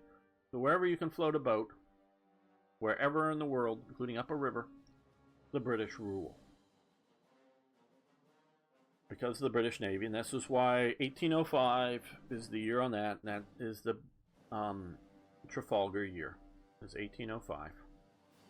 That's when the combined fleets of Spain and France are destroyed. So they were actually combined into one formation after sailing all the way across the Atlantic and all the way back. They were destroyed here off Trafalgar. And once that happened, and then once the later situation, it was a later situation, Napoleon realized that he was going to be unable to get his invasion barges across the river, no matter how great his army was. he gave up on going after Britain. But what this allowed to do, and this is what Alfred Thayer Mahan can do, and this Grand Army could defeat anything Britain could put in the field, could crush Britain. It could get across these straits. The British Home Army of the time, it was yeomanry, it was, what was the, it was a special type of unit that was a regular unit, but I forget right now, I'm blanking on, that you could join but wouldn't be allowed to be sent away from Britain. They started to get special permission to get a couple of the battalions to go to Ireland to deal with one of the Irish uprising. But once you got into that army, you wouldn't be, there were those units. Fencibles, that's it, fencibles. A fencible regiment or battalion wouldn't be ever sent overseas. Again, the only exemptions were briefly for a few of them were to go to Ireland somewhere, but in Ireland. But so the Home Army, which also made up of units that would be sent overseas as well, but some of it was at home. The Grand Army could crush anything the Brits had, anything the Britons could ever put together. Could crush it, just go in, slaughter it, boom. This Grand Army. This is different than the army that fought at Waterloo, because the Grand Army died, basically died. They got like 10% of it out of Russia. So yeah, 90%. And 90%, and someone can correct me and say it's 80% or whatever, I don't know. But it's a great, huge percent of it, of the main Grand Army, at least the ones that went to Moscow. The main sort of group died. And then they put together other armies for the Battles of the Nations and others in Germany after that time period and whatever that were big. But the army at Waterloo, which is over here, somewhere right here in Belgium, was not the Grand Army. It's which Britain did defeat with a lot of Allied help, most assuredly. But Britain did defeat that army. But that's not the Grand Army that was created here. So this Grand Army could defeat anything Britain could ever think of putting against it in the Napoleonic Wars. There is just no question in my mind. Oh, and it wasn't like all of Britain or Napoleon's troops. It was a specifically probably at that point, the greatest army on the planet. Before, sort of the greatest army had been the Austrian army in some ways, but this was the greatest army, the Grand Army. But Britain had the ability to outmaneuver the Grand Army. And this is sea power. So, that if you were to put the army here in Calais, and it basically was at one time, that's why I keep sort of circling this here, in Calais, Boulogne area here, sitting there looking across. I go in there. Britain could take all of that it wanted to, and often it would have 2 or more battalions per regiment, and often, again, it doesn't always hold true, would send one of the 2 battalions out to go fight. And if it was going to be sort of a prolonged campaign, they would keep taking men from the other battalion and send it to the one that was fighting as reinforcements. But when after like a long campaign and it would come home, normally it's sort of tired, the other battalion would go out and fight. Sometimes, again, they would shift men and officers over from the previous one that weren't too exhausted, weren't too tired, or whatever, that were experienced, to go fight. So you sort of always a reserve, a reinforcement, a training element, but they would switch back and forth, like often between the 1st and 2nd battalions. Now some regiments had like 4 battalions, those are the guards regiments and some things, but most of them were 2 battalion. A few were 1 battalion, but most were 2 battalion regiments. And most of the time, the battalions did not serve together. Sometimes they were both serving in different armies, but they were sort of designed like that. So Britain could take its army while the Grand Army is here and come down and smash Napoleon here. And before he could ever march his army across, in Napoleonic terms, down here, this army could have smashed whatever force that's sitting down here and then been away, because they can get on boats and sail away, and then go smash whatever army's here. And then as it marches here, they can come up and smash whatever's here. and then it could come over here, and they could come and smash Napoleon in Greece or in this part of the world, or it could come up here. Now it landed in Wallackern up here, and one British army here, and then got trapped or got pinned in. It still had sea supplies, but then because of the swampy conditions and mosquitoes, basically got malaria and dysentery, and very many people died of disease, very few of fighting, and eventually the British went home because, you know, they thought they were going to land and be able to run around and smash it, but because there was sort of a narrow frontage, they were able to quickly get enough troops to do that, and they got sort of bogged down in that situation. But the army wasn't destroyed from anything that Napoleon really did in combat-wise, and it wasn't destroyed from disease. It was seriously weakened and went home, and a lot of the soldiers that made it home were never soldiers again because they were just wasted away from the various diseases. But sort of the famous Peninsula campaign, but of Wellington, but there was also other British campaigns as part of the Spanish campaign, basically was done via sea.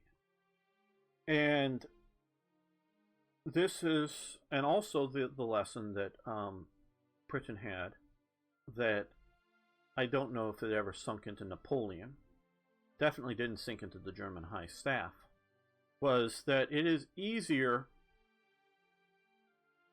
shall we say, to bake bread in Britain and feed a soldier in Portugal or Spain. Easier to do that, to bake bread in Britain and put it on a sailing ship. And a lot of it, now you normally hardtack, so it wouldn't go bad and it wasn't good, but easier to do that than it would be to have local harvesting of food turned into flour, turned into bread for soldiers sitting here, moving across the infrastructure of Spain at the time, and the idea of an army-sized unit, because food was not set up to be moved around for lots of people, and army-sized forces cannot, for very long at all, live off the land. And if they do, they take everything out of Cordoba.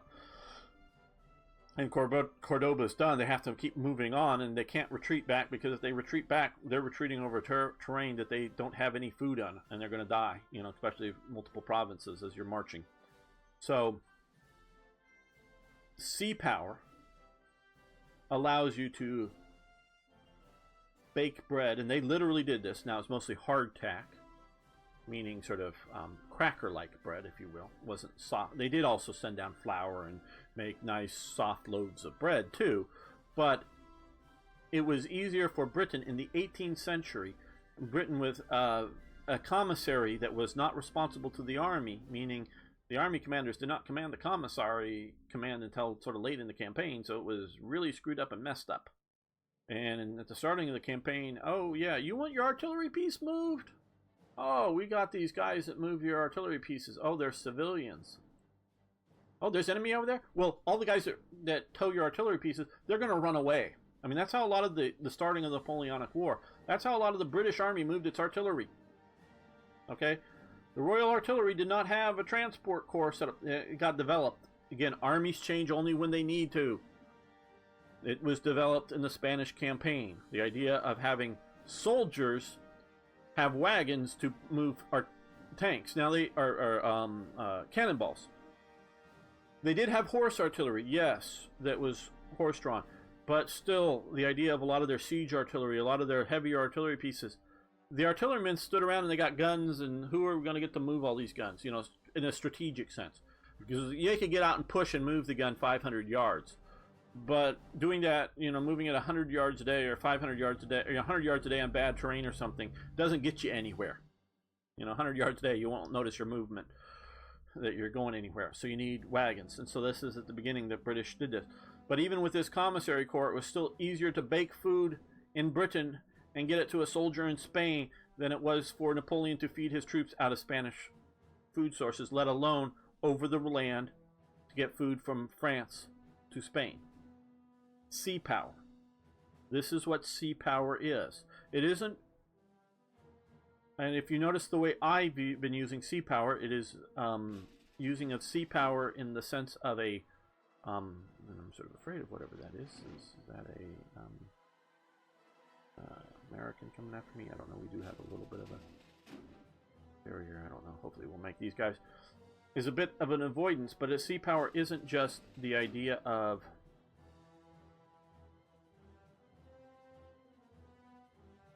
defeating the enemy's fleets.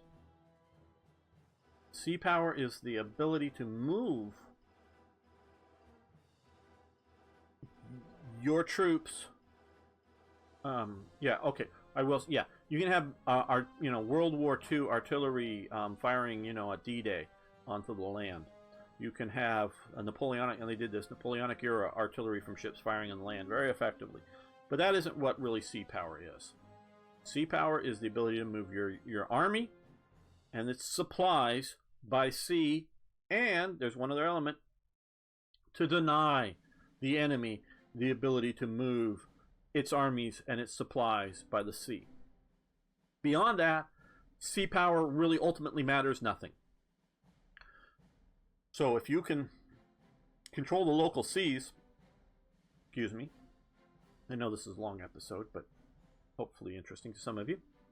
If you can control the seas with air power, like I'm sort of attempting to do with some of these units, you can keep the enemy from moving their supplies via the sea. Or if you can control it with naval power, if you remember the latter days of the Britain here, we were running into units here that had no supplies, and we weren't killing any ships at sea. I had lots of, and I still do, lots of ships out here looking for it, because we destroyed their transport, so they couldn't transport food via sea. So if you can deny the enemies the ability to do that, now when I was doing all that, generally they could move their armies, but that is part of sea power. That is what Alfred Thayer Mahan. Now, of course, sea power to achieve those goals, you often need sea battles and that kind of thing. So yes, navies do get to go and have big heroic battles, and and they're great to study and all this stuff. But they, in and of themselves, do not win wars, because Britain can, Napoleonic wars, or even modern day wars, even the war against terror, because Britain, could root out every single Muslim person, be sort of like Spain, and the Reconquista days post to that with the Inquisition. Not that they need to torture people, but hunt out hidden Muslims, and once they find them, don't do anything evil, just kick them out of the country. And so if you get rid of all Muslims in Britain, and then if you have a navy and air power, you can keep the enemy out. But once you do that, so what if Britain has a great navy? It needs an army too. The armies are ultimately what decide the winning of the war.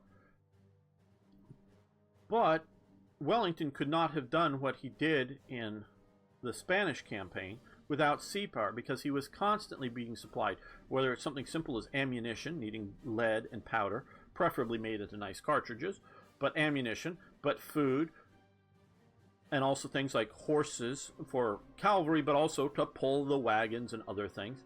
He was needing all kinds of supplies, and they were also giving supplies over to Spanish units, to Portuguese units. He needed naval power to be able to do that. Had he just showed up here, had they, gotten together enough boats and landed him here, Wellington could not have won the Peninsula Campaign without continued sea power. So sea power allows armies to win the campaign, but is not the thing that actually wins campaigns. That's just why, with all this sea power talk, I'm still primarily a land power person, in that that's what actually wins.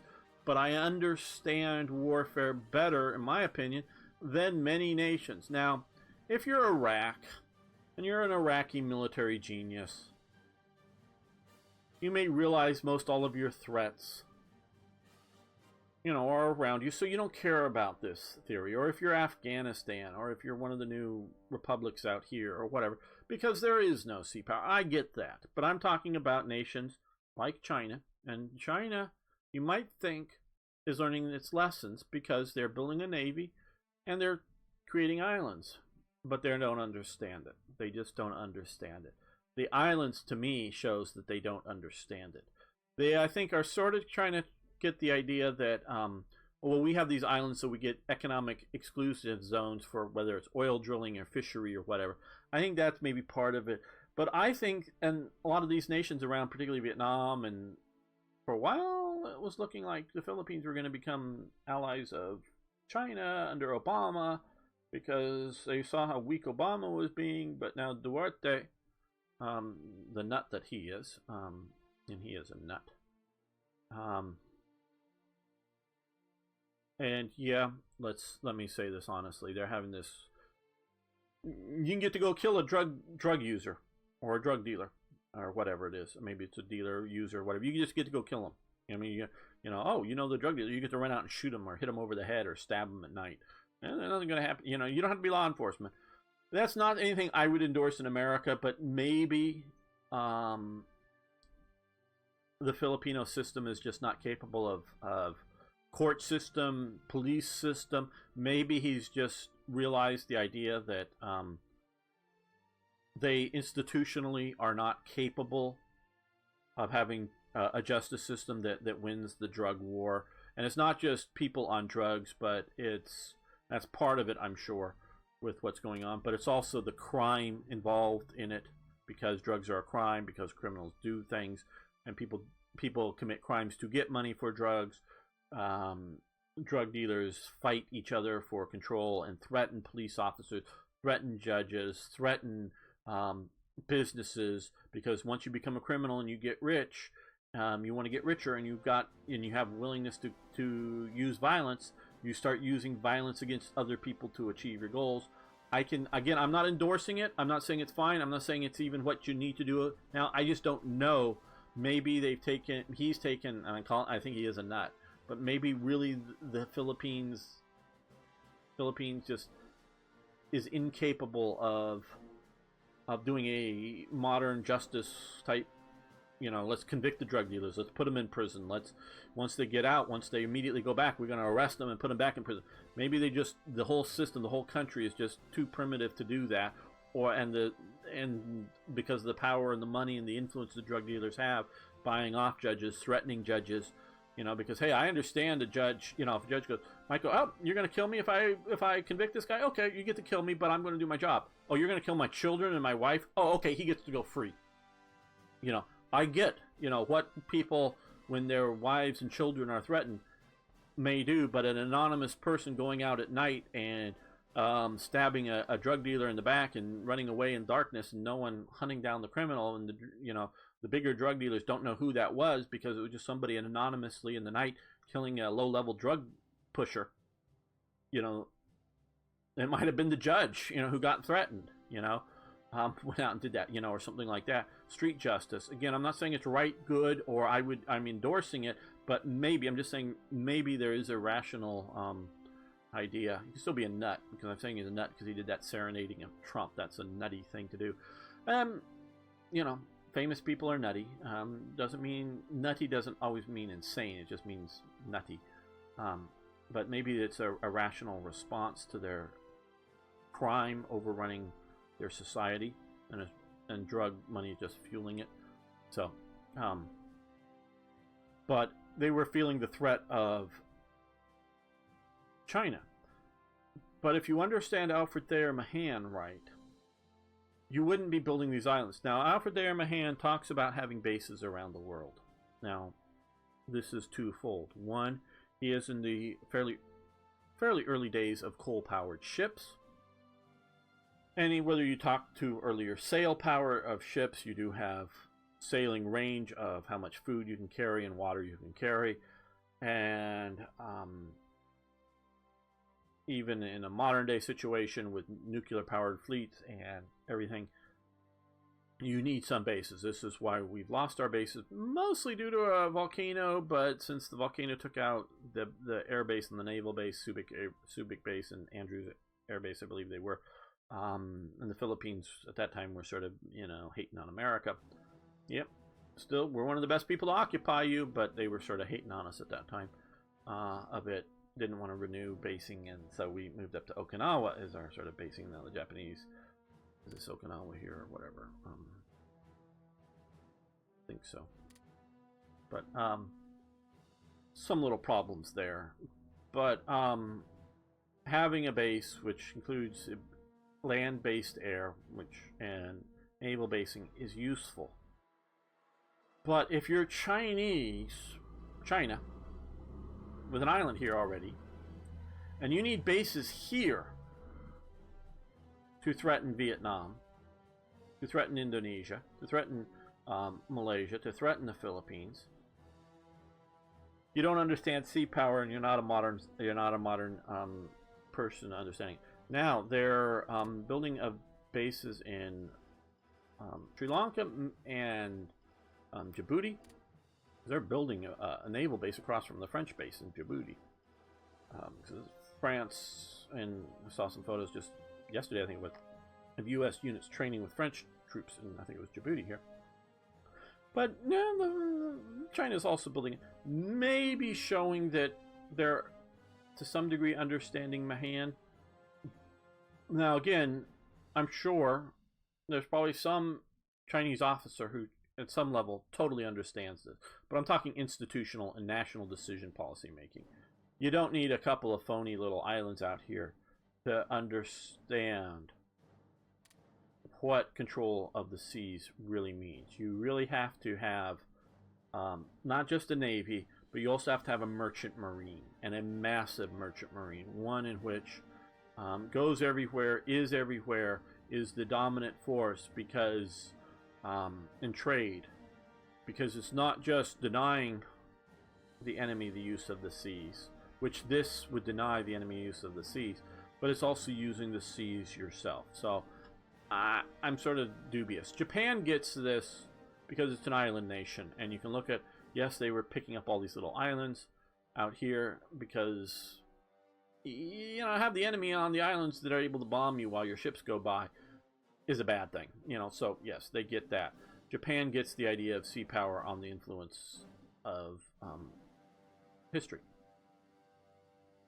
Britain does, and this is where the American, and again I talked about it, whole idea of sea power comes from Britain. Americans have changed it a bit, and they're also definitely a continental power. Look at, we're a continent, basically. But it's this ability to have, and another sort of in a commerce sense was sort of South Korea. There's a lot of South Korea shipping and ship production. They don't have navy in a global sense, but they have shipping in a global sense for a pretty small nation. This is what I'm saying is, I don't know that countries like France and Italy really understand this, and I could be doing them a disservice in this sense, but Germany didn't. Because Germany, Hitler, and the high command thinking, and again, you remember I talked earlier on about Hitler in a room with other military leaders, and I think they were almost all army, but I'm sure there was a naval representative and an army or Air Force representative in the room, but basically all of them arguing with Guderian and Speer. Pick all the German general, Manstein wasn't in there, but pick the German general staff and military thinking and other planners and judge them against the military thinking of Speer and Hitler, and Speer on the production side. Who are you going to side with? I'm going with Speer and Guderian. I don't, the whole world may say something else, but I'm going with those two guys. Those two guys agree on something.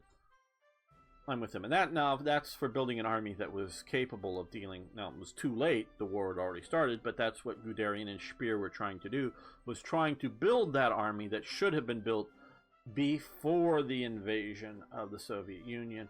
And part of Guderian's idea, and Speer was backing him up, was that we shouldn't do Operation Citadel because the forces that were built, that, like the new Panther tanks and the other forces, should be held as a strategic reserve on the Eastern Front, not used, even if successful, should not be used for an offensive on Kursk. And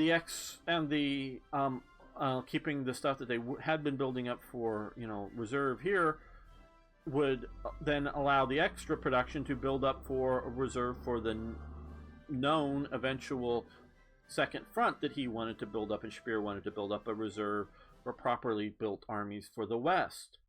Again, those two gentlemen understood the idea that they needed to mobilize and have an army that can fight and defeat the enemy. And you cannot build that up while you're slamming it at the enemy.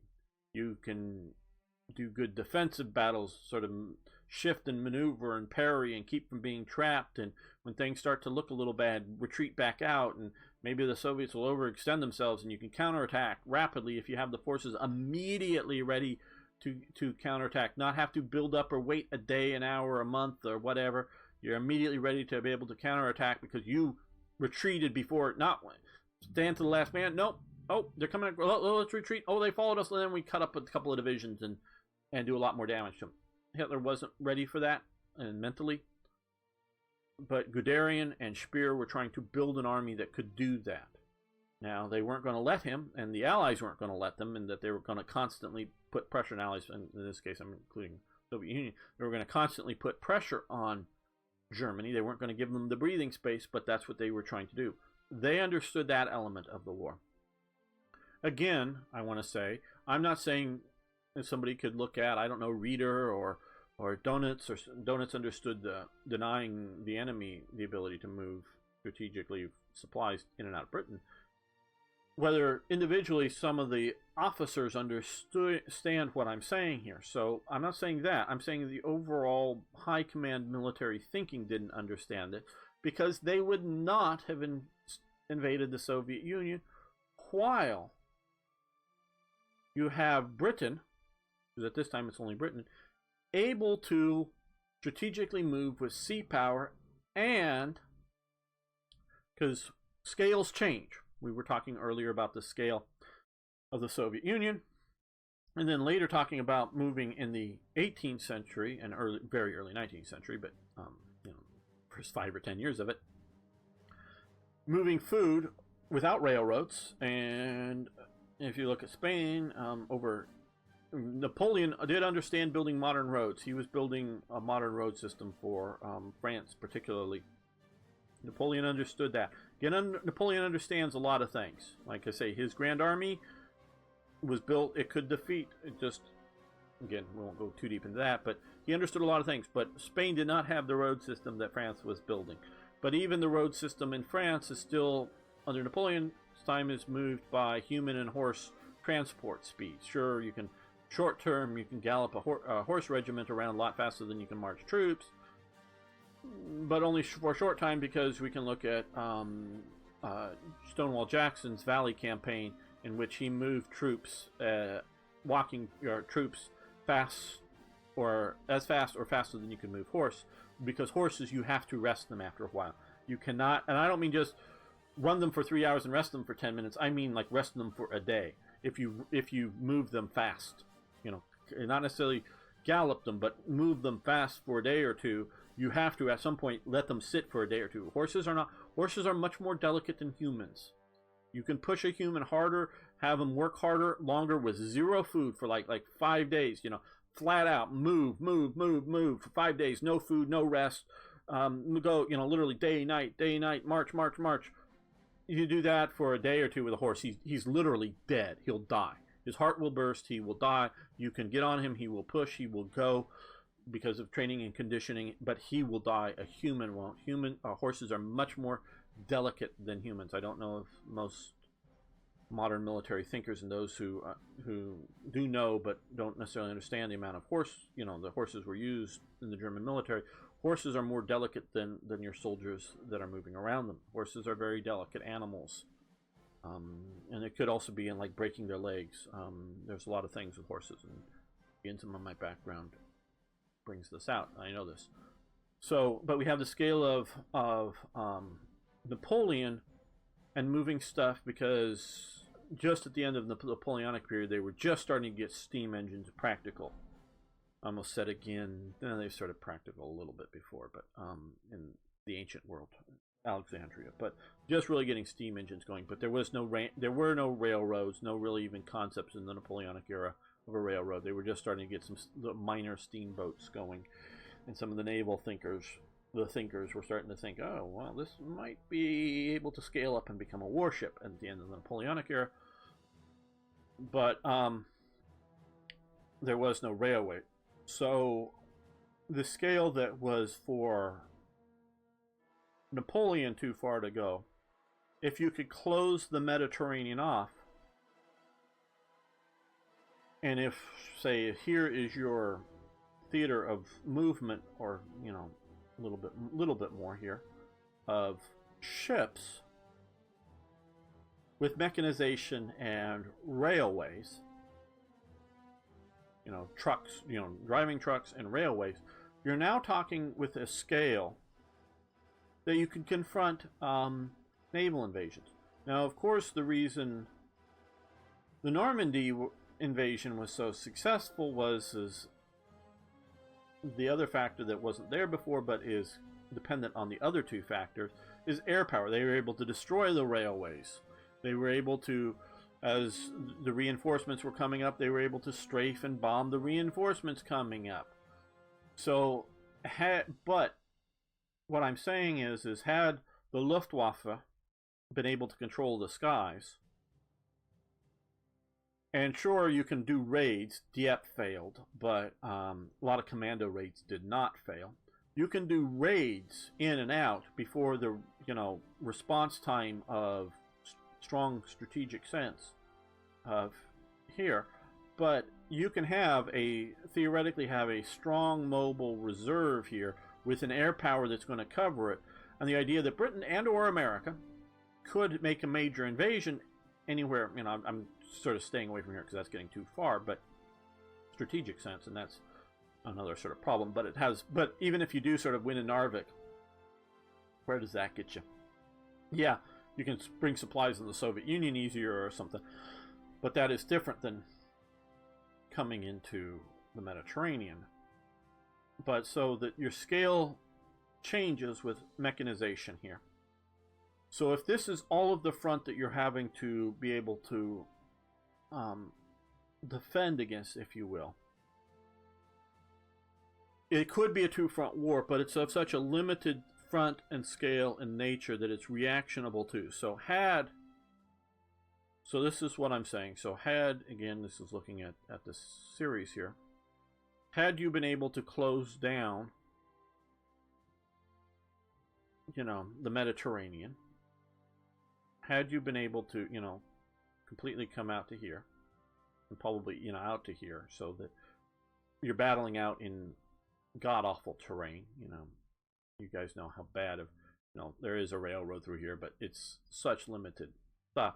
And the U.S. could be pushing up here, and, you know, but you've got months probably on a landward campaign coming up the Nile to react to it. And if, you know,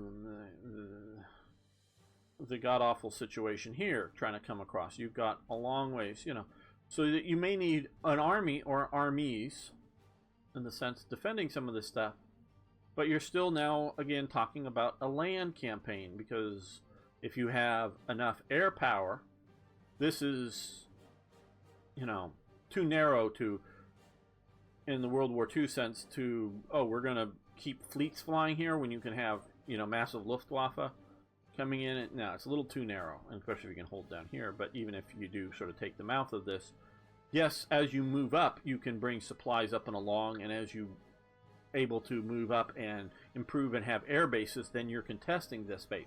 But the idea of raiding up here, you know, with, you know, uncontested air that the enemy controls, no. Similarly here, it's, you know, it's problematical at best. So had you closed down the Mediterranean effectively, now, effectively, sort of, you know, how many German troops, you know, if you thought they were going to respect Vichy neutrality, or once you threw them out and we're going to station troops, how many troops do you need to put down here? What are they going to do about Spanish neutrality? You know, all questions and real. But had you done that, had you closed off the Mediterranean, and, you know, again, you know, I don't really want to disparage people, and that isn't my purpose of statement, but it's the idea that the German army didn't just insist that, hey, I read this Alfred Therma handbook, even though it's a book on Navy stuff. I've read that, or I've read a book on the Napoleonic campaigns, and I realized that so long as the British can move all around here, they're going to be able to attack. So we've got to have a navy that can control all this and get control of this. None of the German armed forces learned the lessons of Napoleon. The idea, the lesson that just because you take Moscow, Leningrad, or St. Petersburg, or whatever. Now, they didn't take St. Petersburg under Napoleon. Just because you take those doesn't mean that the enemy's done in Russia. Might be brilliant goals and limits your enemy's ability, especially Russia being the railway hub, limits their ability to function. This is a long episode, I know. Limits their function, but that doesn't mean the war's over. They didn't learn that lesson of Napoleon. Because Hitler and some of the other generals wanted to strike out for Moscow. Others wanted to destroy. Now you may say that, oh, they're learning Napoleon's lesson of destroying the army that Napoleon didn't do. But they didn't learn the lesson of you've got to build up your grand army before you go to war with them. Before you choose to go to war with them.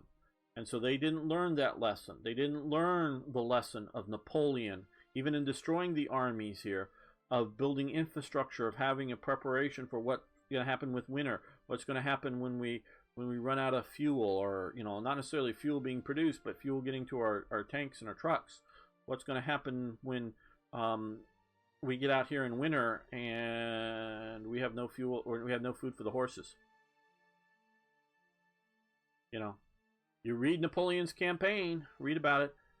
They ran out of horses. Okay, they ate their horses because they ran out of food for humans too, and they ate the horses.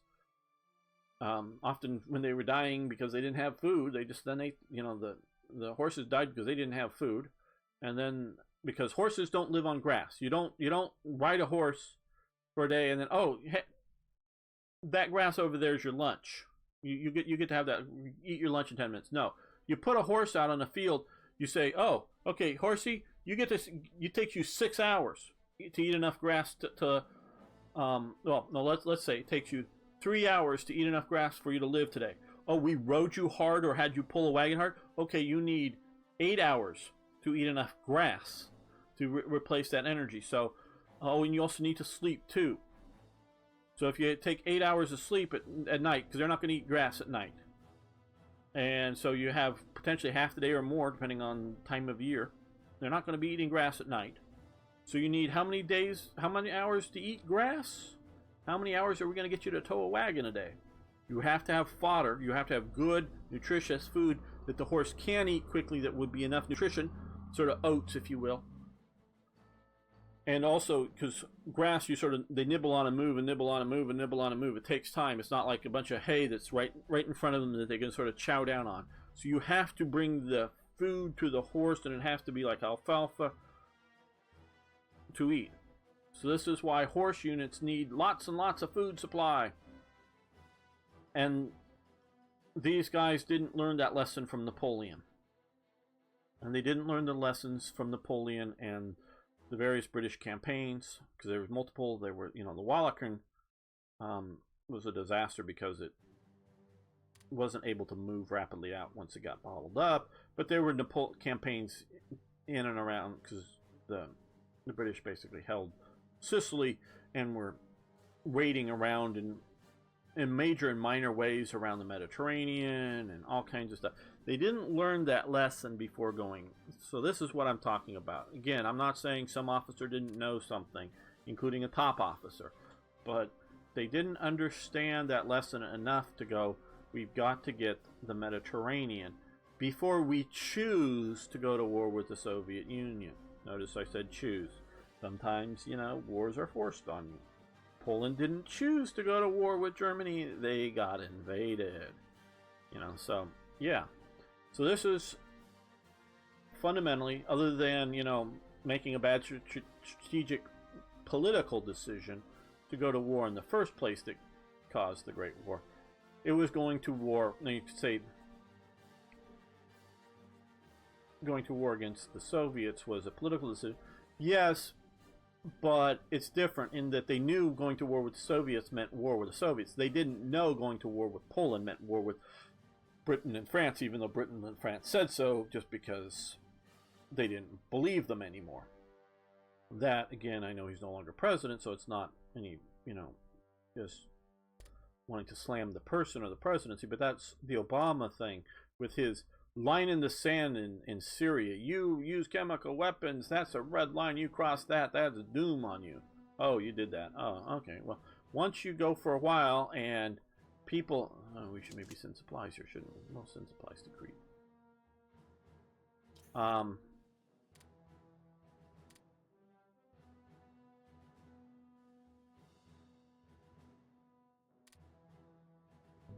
Where is it?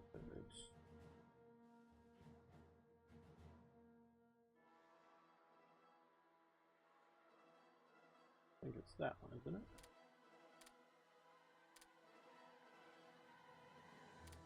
Yeah. No, I don't know if that. What is? Oh no, that's the wrong place. Urakinda or wherever. Okay, we should just call it Crete. Then I would have spotted it.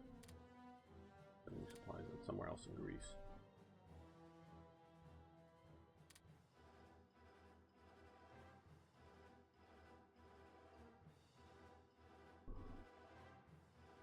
There we go. There it is. There we go. Now you can have supplies division. But I guess you got my point in that they didn't learn the lessons. They didn't make the right choices. So, yeah, I'd love to hear your thoughts. If you disagree with me, I'd love to hear. And then I may respond and tell you why I think you're wrong. But that doesn't mean that you are wrong and I'm right. It doesn't mean I don't want you to do it. I'll just argue my position, you argue yours, and everybody can read our two positions and see who they agree with. I mean, that's cool. I like that. So don't, if I disagree with it, don't take it as any sort of attack or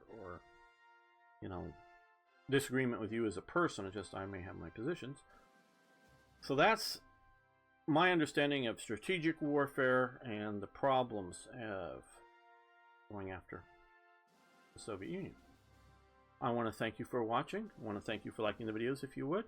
And of course, if you got through this point, you're probably already on this video a subscriber. But if you aren't, please subscribe.